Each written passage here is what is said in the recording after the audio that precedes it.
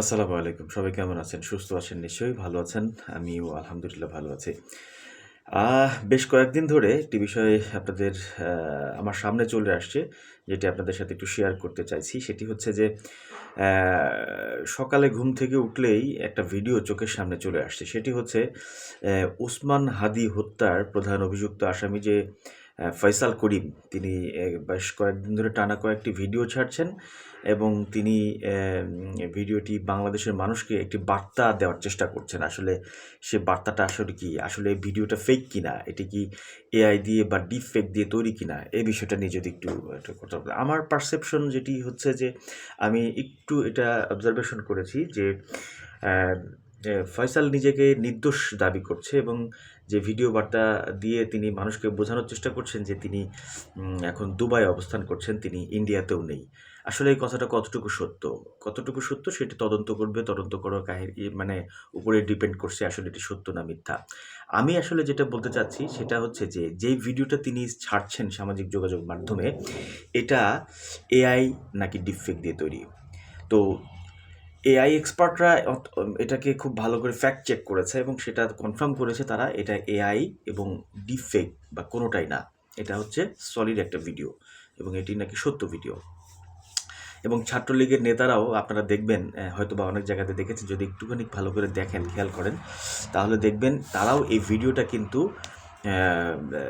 তাদের ছড়িয়ে দিচ্ছে বিভিন্নভাবে এবং বাংলাদেশে তাদেরকে ওই ন্যারেটিভটা পুশ করতেছেন। তো এখন হাদিকে কে হত্যা করেছে আসলে এই বিষয়টা নিয়ে আমি কোনো কথা বলতে চাচ্ছি না। তবে ভিডিওটা শতভাগ ফেক, ডিপ ফেক একেবারে। এটা স্পষ্ট। আমি আমার পারসেপশনটা শুধু আপনাদেরকে একটু বলার চেষ্টা করতেছি। সেটা হচ্ছে যে ভিডিওটাতে আপনারা দেখেছেন যে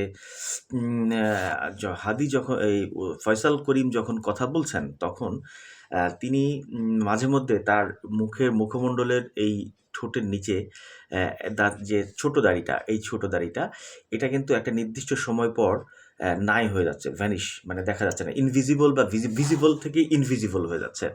তো এই ব্যাপারটা যদি হয়ে থাকে, এটা কখনো এই মানে সলিড ভিডিও হতে পারে না। কারণ আপনারা জানেন যে এআই কিন্তু অনেক ইমপ্রুভ করেছে। তাদের এআই দিয়ে অনেক কিছু বানানো সম্ভব, অনেক কিছু করা সম্ভব।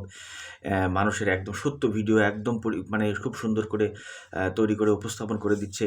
কিন্তু এআই দিয়ে আপনি যখন একটা লম্বা ভিডিও করতে যাবেন, একটা লম্বা ভিডিও তৈরি করতে যাবেন, তখন কিন্তু তারা ছোটোখাটো ঝামেলা করে ফেলে। এই ছোট, ছোট জায়গাগুলোকে তারা কিন্তু ম্যানেজমেন্ট ঠিক রাখতে পারে না। যার কারণে এই এআই এটা কিন্তু আপনারা দেখতে পারবেন স্পষ্ট। আমি একটা কথা বলি, একটা ভিডিওতে ৩ মিনিট ২৯ সেকেন্ডে আপনি একটা ভিডিও এই ভিডিওটার সময় দেখবেন যে তার এই দাড়িটা স্পষ্ট থাকতে দেখতে নাই হয়ে গেছে, ভ্যানিশ হয়ে গেছে। আসলে এটা হবে না যদি সলিড বা একেবারে মানে মানে অরিজিনাল কোনো ভিডিও হয়, তাহলে এটা কখনো এটা সম্ভব না। হ্যাঁ? তো যাই হোক, এটাই হচ্ছে ব্যাপার। তাই ফ্রেম বাই ফ্রেম চেক করলে অনেক সময় এই ডিপ ফেকের এই সাইনগুলো কিন্তু আপনারা বুঝতে পারবেন। তো এখন ঘটনা হচ্ছে বা কথা হচ্ছে, কেন ফয়সাল দুবাই চলে যাওয়ার এই ব্যাপারটাকে বাংলাদেশে স্টাবলিশড করা হচ্ছে, এবং এটাই আসলে এখন আমাদেরকে মানে প্রশ্ন তৈরি করছে, কেন এটা? কিন্তু আমি যারা তদন্তকারী কর্মকর্তা এবং অন্যান্য যারা আছেন তাদেরকে নিশ্চিত বলবো যে আপনারা এই বিষয়টা খুব গুরুত্বের সাথে নেবেন এবং এটা হচ্ছে একটা মিথ্যা ভিডিও, যেটাকে মানে এই ঘটনার তদন্তকে অন্যদিকে অন্যদিকে এই ঘটনাটা প্রবাহিত করার জন্য এই ব্যাপারটা তারা তৈরি করার চেষ্টা করছে। তো এই হচ্ছে ব্যাপার। আপনারা সবাই ভালো থাকবেন, সুস্থ থাকবেন।